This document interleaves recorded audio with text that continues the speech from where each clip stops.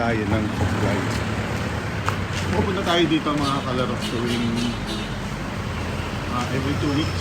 So nakakuha na tayo ng supply. So wala tayo dito yung pinasok tayo.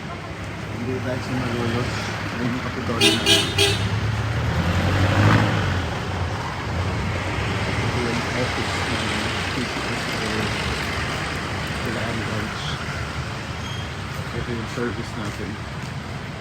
So galing na tayo sa loob. Pinakita ko lang sa inyo yung labas. Nakakuha na tayo ng supplies. Ayan.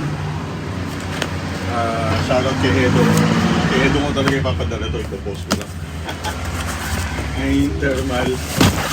Ayan yung digit games. Ito yung ating supplies. O yan. Uuwi na tayo. Shoutout sa mga tumataya. Sana na manalo kayo sa lahat po ng hindi pa nasusubukan tumaya. I-message nyo lang kami dito sa Facebook o sa Instagram. Okay? Ayan, sila magte-training. Okay, so salamat. Magkita-kita tayo mamaya alas 2. Magla-live tayo para sa live.